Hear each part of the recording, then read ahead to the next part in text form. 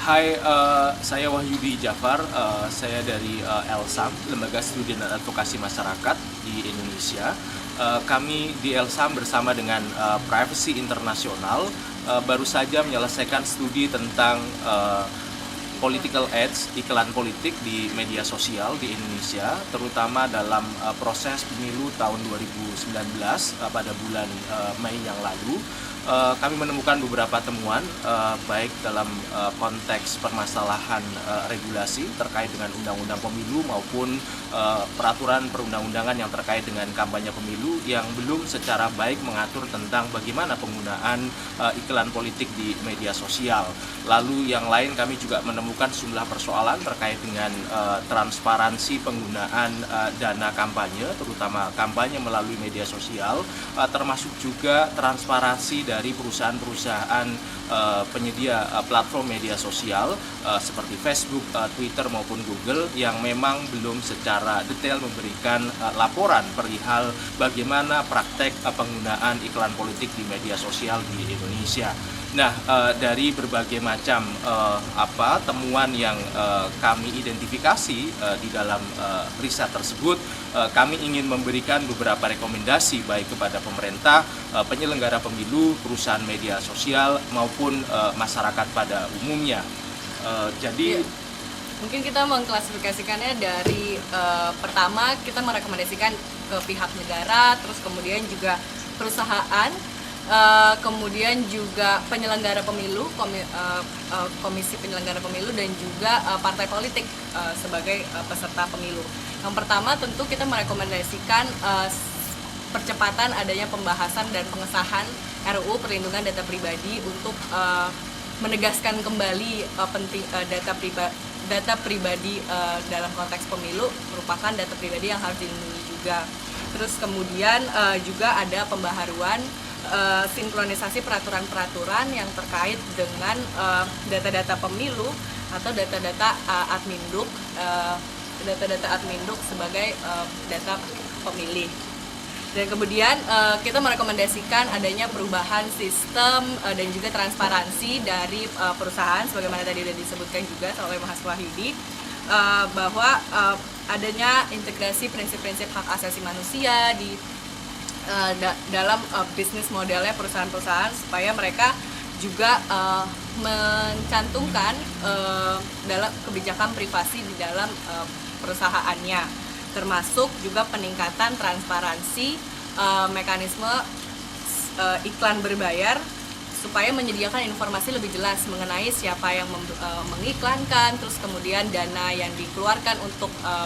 membayar iklan tersebut, juga geografi atau durasi iklannya berapa lama, termasuk engagement yang didapatkan dari layanan tersebut. Sehingga hal ini juga untuk menuntut transparansi kepada konsumen, apa saja data-data apa saja yang dimiliki perusahaan, sehingga konsumen mendapatkan informasi yang cukup mengapa mereka mendapatkan iklan-iklan tersebut. Selanjutnya untuk penyelenggara pemilu,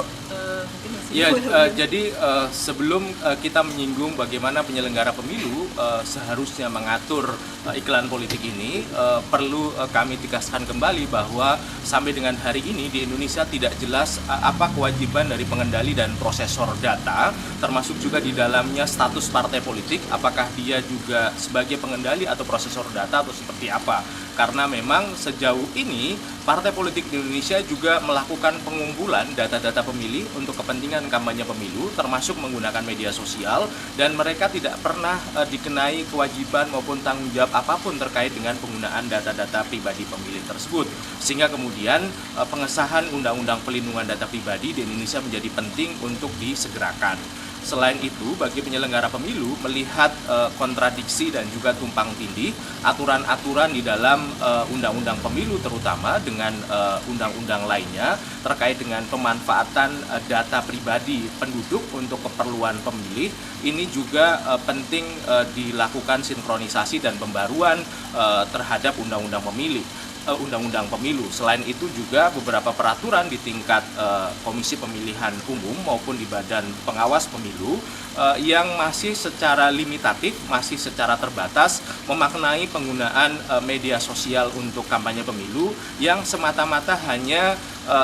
ditekankan pada penggunaan akun media sosial, tetapi kemudian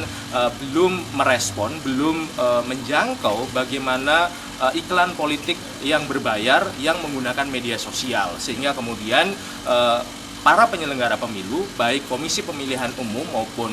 Badan Pengawas Pemilu, perlu juga untuk memperbarui peraturan-peraturan kelembagaan mereka yang terkait dengan kampanye pemilu untuk bisa menjangkau bagaimana penggunaan iklan politik berbayar dalam kampanye pemilu yang menggunakan medium media sosial. Selain itu juga mereka harus secara ketat melakukan pengawasan baik terhadap para peserta pemilu, partai politik maupun kandidat-kandidat yang bertarung dalam pemilihan umum maupun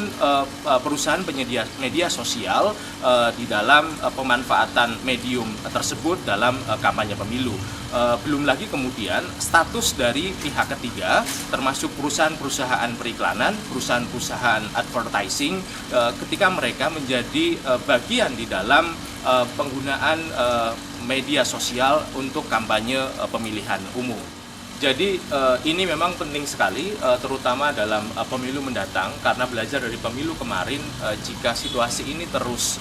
terjadi di mana kemudian tidak ada transparansi dan juga pengawasan yang pasti terkait dengan penggunaan iklan politik berbayar di media sosial, tentu partisipasi pemilih kita dalam pemilu akan terus mengalami penurunan. Beberapa kasus di negara-negara lain membuktikan bahwa ketidakjelasan perlindungan data pemilih maupun praktek-praktek profiling baik yang dilakukan oleh partai politik maupun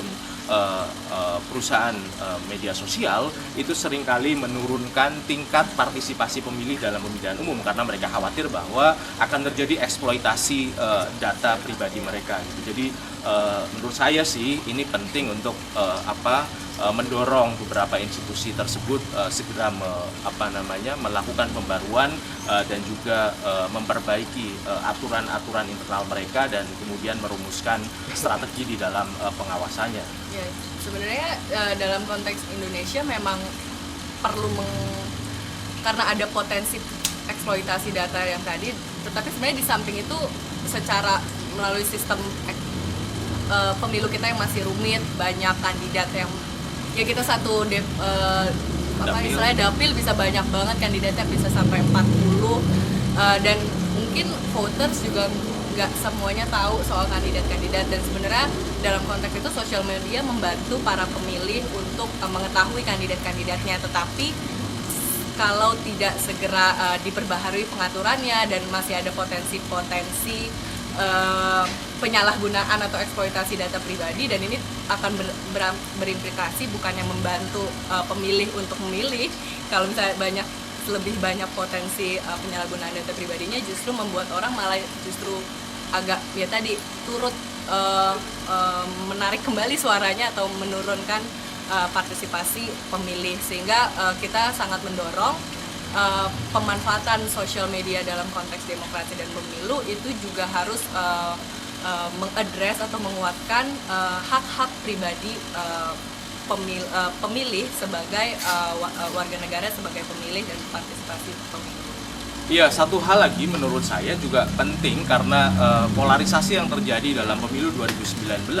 sebagai dampak dari masifnya disinformasi selama pemilu itu juga akan semakin memburuk jika kemudian tidak ada kejelasan pengaturan mengenai praktek-praktek profiling dan juga praktek-praktek political micro-targeting, bagaimana pengiriman pesan-pesan kampanye secara individual berdasarkan hasil profiling dari sosial media mereka, dan ketika ini tidak diatur dengan cukup baik, maka kemudian potensi disinformasi yang akan diterima oleh pemilih itu juga sangat besar, dan ini dengan